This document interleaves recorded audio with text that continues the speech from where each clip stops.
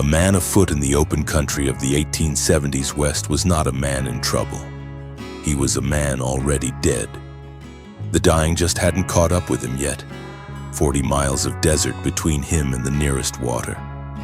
100 miles of open plain between him and the nearest town. No shelter, no shade. No way to carry enough water to survive the crossing on foot. The sun in the Arizona Territory in July sits at 115 degrees by midday and does not apologize for it. A man walking that country with good boots and a full canteen had, by conservative estimate, 24 hours before his body made the decision for him. Without boots, without water, without the particular animal that separated a living man from a dead one on the frontier. The arithmetic was considerably shorter. This is why a man's horse was not his property. It was his life. Packed into 4 legs and a heartbeat. This is American Old West tales, where the frontier gets the honest accounting it has always deserved. Subscribe now, because what you are about to hear is the complete story of the animal that built the American West, what it actually cost, what men were willing to do to get one, and why stealing a man's horse on the frontier was not a crime against his wallet. It was a sentence passed against his life. Let us speak plainly about the numbers, because the numbers are the argument. A cowhand riding for a cattle outfit in the 1870s drew $30 a month. $30. That was his wages for 30 days of 16-hour work in weather that paid no mind to whether he had eaten or slept, or whether the cattle he was pushing decided to stampede at 2 in the morning and take 2 days of hard riding to gather back. $30 a month. $360 a year if he worked straight through and spent nothing. A quality saddle horse cost between $70 and $200, depending on the animal's age, training, and what the seller had decided that morning was a fair price for a horse in a country where every buyer needed one badly and could not easily walk away from the negotiation. A fine cutting horse, the specifically trained animal that a working cowhand could not do his job without, ran toward the higher end of that range and sometimes above it. The United States Army was paying between $85 and $100 per cavalry horse at contract prices in the same period, and the Army was buying in bulk. A Colt single-action Army revolver, the sidearm that the frontier has enshrined as its defining symbol, cost $17 at retail. A Winchester Model 1873 rifle ran $22 to $28. Put those numbers side by side and sit with them. A man could arm himself for under $50. He needed 3 months of wages to buy the animal that would keep him alive in the country where he carried those arms. The horse cost more than the gun, more than the saddle on its back in most cases, more than the boots on the man riding it, more than everything else a working frontier man owned combined. And it was still the one thing he could not afford to be without. The common drifting cowhand of the era was known by a specific phrase that the working frontier used to describe a man who had been reduced to his last option. They called him a $10 horseman. $10. The bottom of the market. An animal with bad feet or a rough gait or a temperament that made experienced buyers step back and reconsider. A man riding a $10 horse was a man who had lost ground and was trying to hold what little remained. Even then, even at $10, which was 1/3 of a month's wages, the horse was still worth more than the pistol on his hip.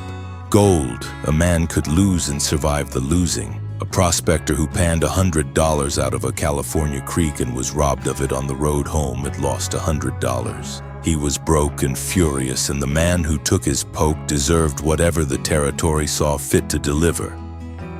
But he was alive. He could go back to the creek. He could start again with a pan and a tin cup and whatever determination had brought him that far in the first place. The gold was gone. He was not. A man whose horse was stolen in open country had not been robbed. He had been left to die by a more deliberate method than a bullet. The frontier understood this distinction with the specific clarity of a people who had learned it from experience rather than principle. There was an old saying on the range that if you stole a man's horse, you had condemned him to death. That was not a figure of speech.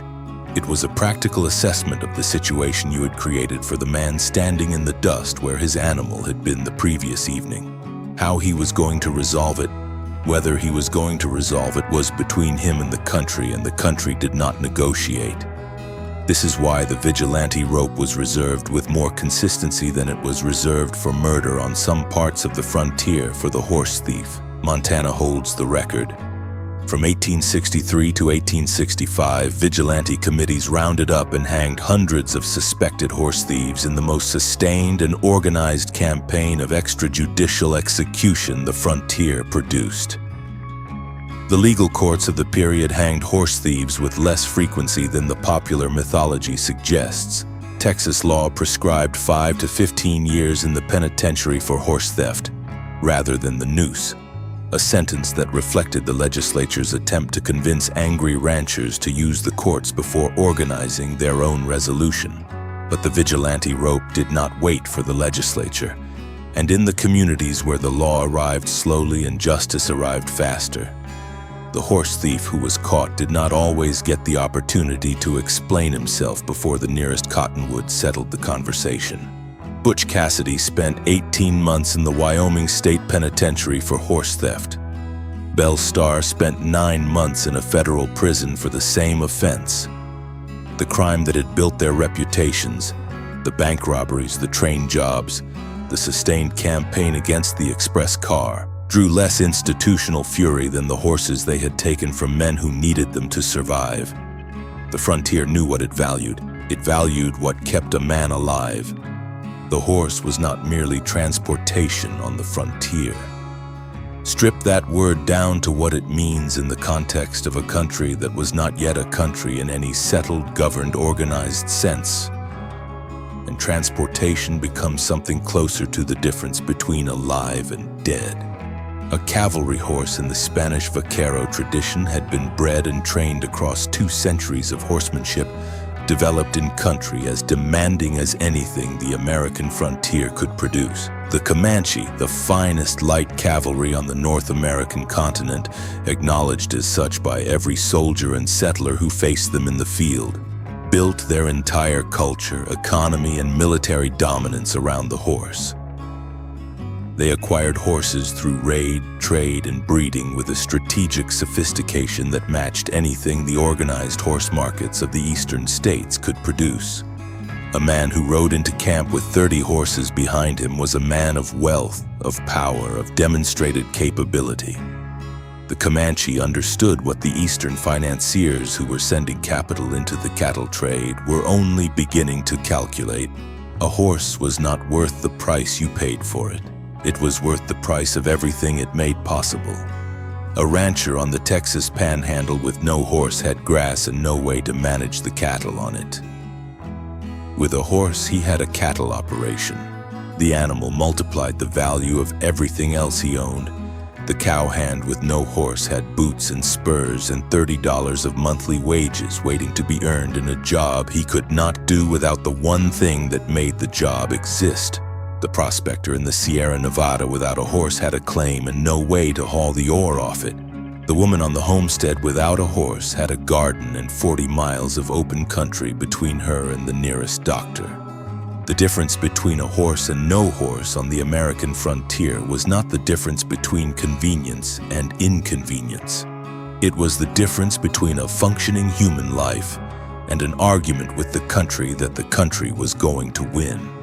In 1890, the United States Department of Agriculture counted 14,213,000 horses in America. Total value, $978,516,000. That figure, nearly $1 billion in 1890 money in a country where a cowhand drew $30 a month, was the value of the animal that the frontier had decided was more important than any other single possession a man could carry into the open country west of the Mississippi. No gold strike in California, no silver vein in Nevada, no cattle herd in Texas approached that number. The horse built the American West. It is buried in that calculation, a $978 million, 14 million animals, every one of them worth more than the gun on the hip of the man riding it. Every one of them worth more than gold, because gold could not carry you out of the desert before the sun made the decision for you. The horse could, and on the frontier that was the only arithmetic that mattered.